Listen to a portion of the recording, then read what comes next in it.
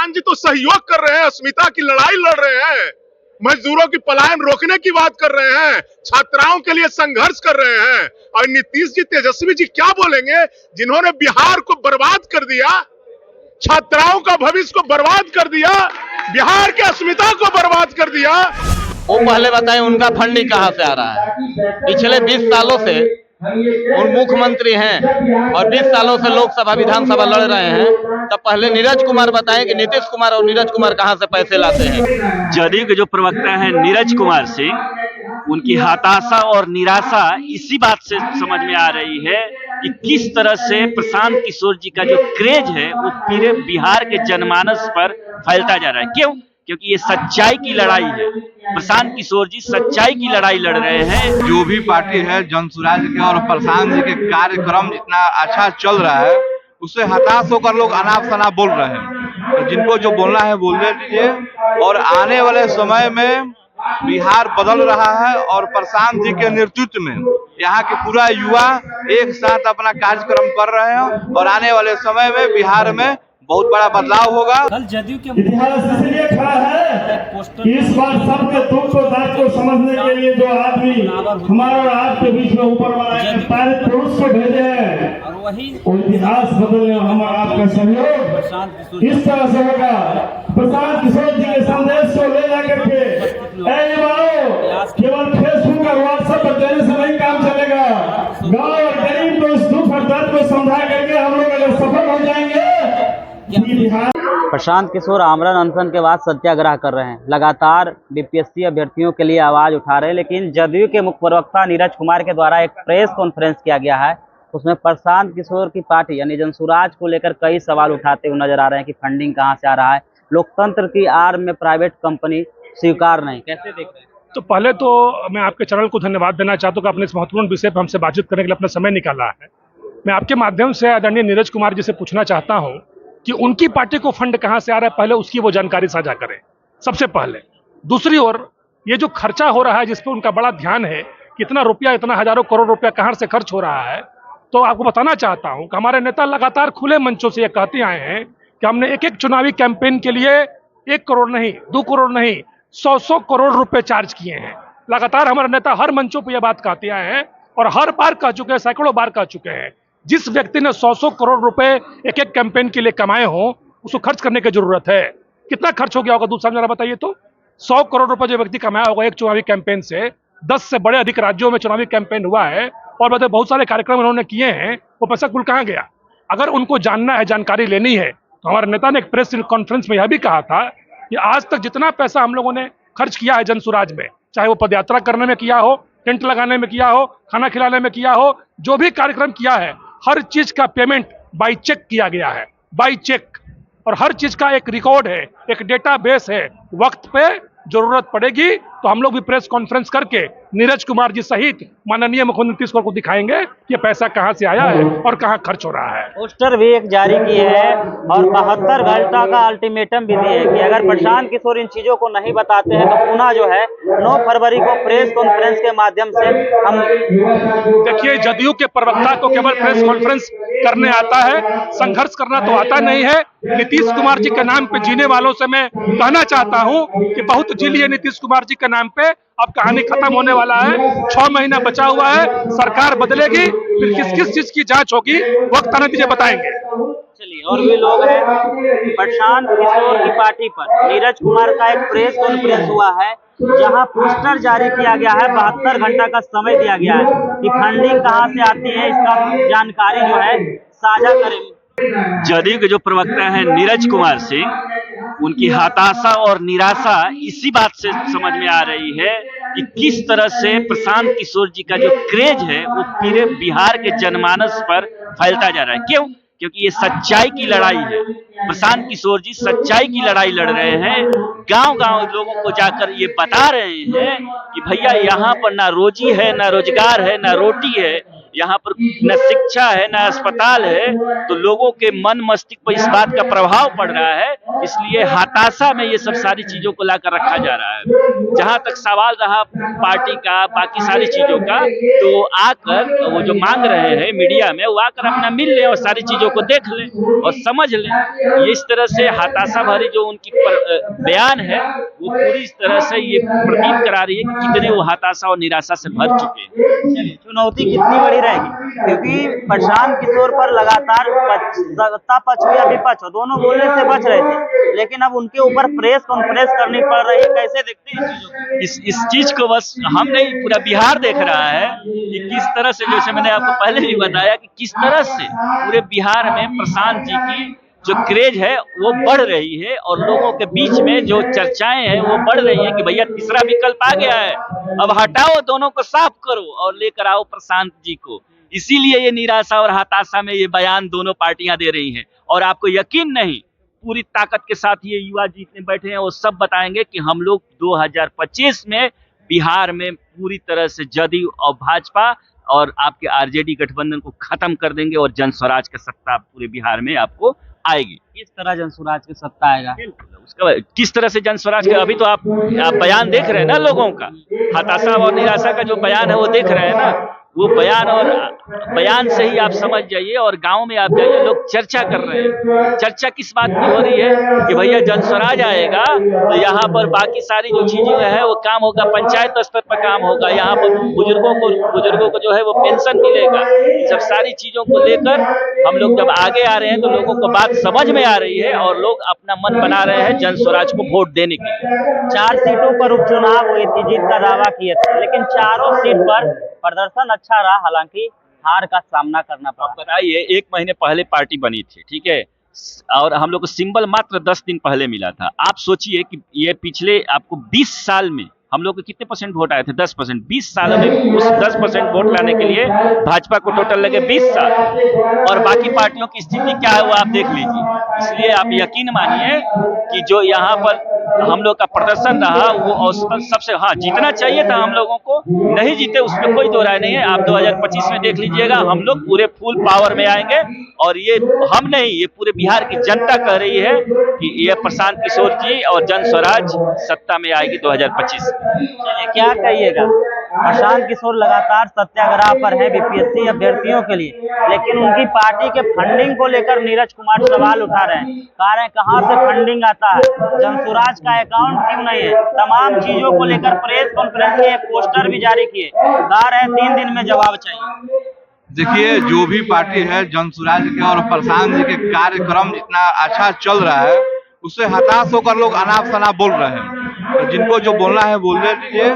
और आने वाले समय में बिहार बदल रहा है और प्रशांत जी के नेतृत्व में यहाँ के पूरा युवा एक साथ अपना कार्यक्रम कर रहे हैं और आने वाले समय में बिहार में बहुत बड़ा बदलाव होगा और 2025 में जन स्वराज का सरकार बनेगा।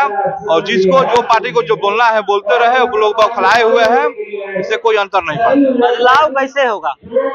आप देख रहे हैं खुद, अब इतने दिन से जो चल रहा है युवा और बहुत बड़ा कार्यक्रम जो जन स्वराज का, अब खुद देख रहे हैं बदलाव की तरफ जा रहा है। बिहार में पिछले इतने दिनों से देख रहे हैं बिना कोई रोजगार है, यहाँ के शिक्षा के व्यवस्था का हाल देख रहे हैं, लेकिन अब धीरे धीरे सब परिवर्तन होगा। सब लोग हम लोग से जुड़ रहे हैं और आने वाले समय में निश्चित ही परिवर्तन होगा। महिलाओं को लुभाने के लिए तेजस्वी कह रहे हैं माई बहन मान योजना के तहत 2500 रुपया देंगे, मुख्यमंत्री भी महिलाओं का जिक्र कर, प्रभावित कैसे करिएगा? देखिए, सब लोग समझ रहा है, जो भी लोग बोल रहा है लुभाने के लिए उससे कोई फायदा नहीं है। और आने वाले समय में हर लोग हम लोग के जन स्वराज से जुड़ रहे हैं, इसके मुहिम से जुड़ रहे हैं और आने वाले समय में बहुत अच्छा कार्यक्रम है। प्रशांत किशोर कहे थे कि 1 लाख युवाओं को प्रशिक्षण देंगे, डोर डोर टूर भेजेंगे, लोगों को जागरूक करेंगे, बेरोजगारी को लेकर, पलायन को लेकर, शिक्षा को लेकर। कई दिन बीत गए हैं, कितना प्रभावित हुए हैं लोग?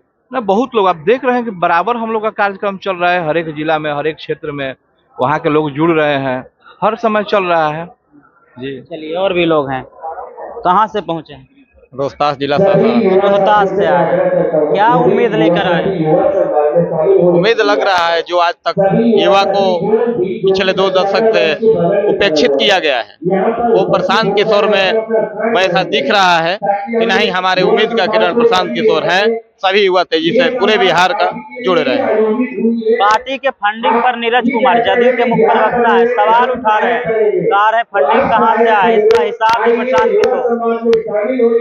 वो पहले बताएं उनका फंडिंग कहाँ से आ रहा है। पिछले 20 सालों से वो मुख्यमंत्री हैं और 20 सालों से लोकसभा विधानसभा लड़ रहे हैं।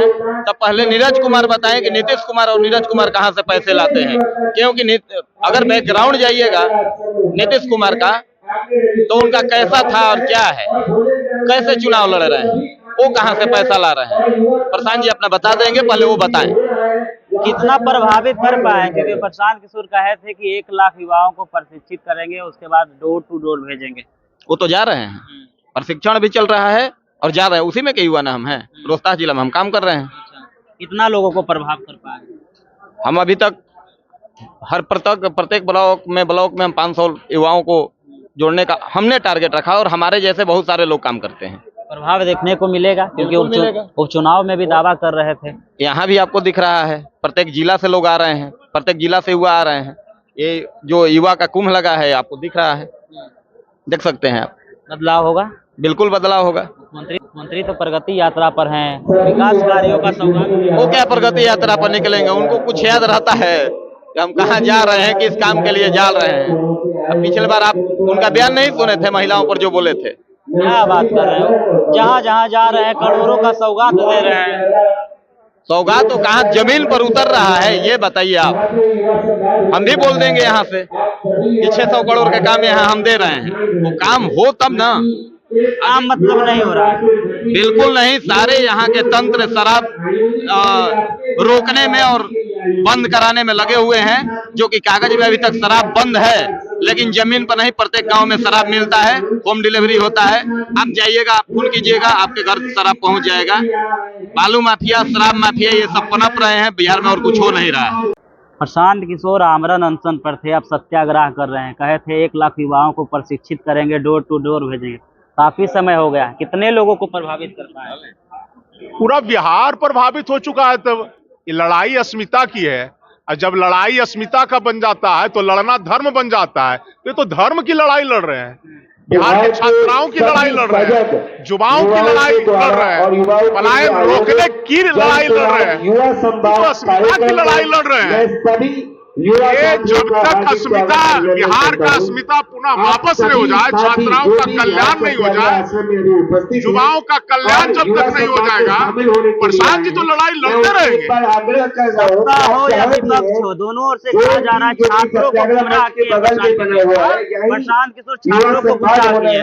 छात्रों को सत्ता हो या विपक्ष हो, दोनों ओर से कहा जा रहा है कि छात्रों को गुमराह करने का काम गुमराह वो कर रहे हैं। पूछिए तेजस्वी जी और नीतीश जी से, गुमराह छात्रों को तो वो कर रहे हैं, प्रशांत जी तो सहयोग कर रहे हैं, अस्मिता की लड़ाई लड़ रहे हैं, मजदूरों की पलायन रोकने की बात कर रहे हैं, छात्राओं के लिए संघर्ष कर रहे हैं। और नीतीश जी, तेजस्वी जी क्या बोलेंगे, जिन्होंने बिहार को बर्बाद कर दिया, छात्राओं का भविष्य को बर्बाद कर दिया, बिहार की अस्मिता को बर्बाद कर दिया, और वो बोलने लायक है। अगर उन दोनों में नैतिकता बचा हुआ है तो राजनीति छोड़ देना चाहिए। अगर अकेला शख्स है जो बिहार की अस्मिता का चिंता कर रहा है, और आप कहाँ हैं पत्रकार बंधु? दावे तो दोनों ओर से किए जा रहे हैं, तेजस्वी भी कह रहे हैं कि दावे करने से नहीं ना काम चलेगा, दावे करने से काम नहीं चलेगा। ये बिहार की अस्मिता की लड़ाई लड़ रहे हैं। तो आप जानते हैं पत्रकार बंधु, जब अस्मिता की लड़ाई लड़ना हो तो लड़ाई लड़ना धर्म बन जाता है। तो कुरुक्षेत्र में आ गए हैं, और बिहार के लोगों को, छात्राओं का पलायन, बिहार को छात्राओं का भविष्य संवारने के लिए प्रशांत जी आए हैं। उनसे नहीं पूछते हैं नीतीश कुमार जी से और तेजस्वी जी से कि मजदूर का फैक्ट्री बना दिया है, बिहार का अस्मिता के लिए उन्होंने कलंकित करने का काम किया। और आप बात करते हैं नीतीश जी और तेजस्वी जी का, ये फरिश्ता बन के आए हैं प्रशांत किशोर जी, शख्सियत पूरे बिहार के लिए एक रहनुमा बन के आए, एक पर्सनालिटी बन के आए हैं। और हम जुबा के मतलब जानते हैं कि नहीं जानते हैं पत्रकार बंधु? जो अराजकता के खिलाफ लड़ाई लड़े, जो अस्मिता के खिलाफ लड़ाई लड़े, और वो आज सारा युवा है वो प्रशांत जी को विकल्प के रूप में देख रहा है। इसलिए वो कहने दीजिए, वो जो कहते हैं इससे कोई लेना देना नहीं है। लालू जी अपने बेटा के सिर्फ चिंता कर रहे हैं, लेकिन प्रशांत जी, किशोर जी पूरा बिहार के छात्राओं की चिंता कर रहे हैं, युवाओं की चिंता कर रहे हैं। और युवा में जानते हैं ना, परिवर्तन के सबसे बड़ा सूत्रधार होता है, चाहे देश की बात हो, राज्य की बात हो और समाज की बात हो, तो युवा जग चुका है प्रशांत किशोर जी को व्यवस्था परिवर्तन करने के लिए। अब व्यवस्था कब परिवर्तन होगा? जब सत्ता परिवर्तन होगा। तो हम लोगों ने संकल्प कर लिया है कि अब रुकना नहीं है, बिना व्यवस्था परिवर्तन किए हुए। अब व्यवस्था परिवर्तन के लिए तो सत्ता परिवर्तन जरूरी है साथियों। इसलिए मैं तमाम साथियों से निवेदन करूंगा कि मूली की तरह वो नीतीश सरकार जो है, भाजपा जदयू की सरकार और राजद की सरकार, उन लोगों को उखाड़ फेंकिए और एक नया विकल्प जो माननीय प्रशांत किशोर जी है, उनको हम लोग व्यवस्था परिवर्तन के लिए उनको आगे बढ़ाने का काम करिए। हम लोग युवा शक्ति जिंदाबाद, जय बिहार, जय बिहार। आपको आपका नाम स्वर्ण अक्षरों में लिखा जाएगा और बिहार की तस्वीर बदलने के लिए व्यवस्था परिवर्तन का ये जो शुरुआत है ये कामयाब हो जाएगा भाइयों। इसलिए मैं ज्यादा समय नहीं लूंगा।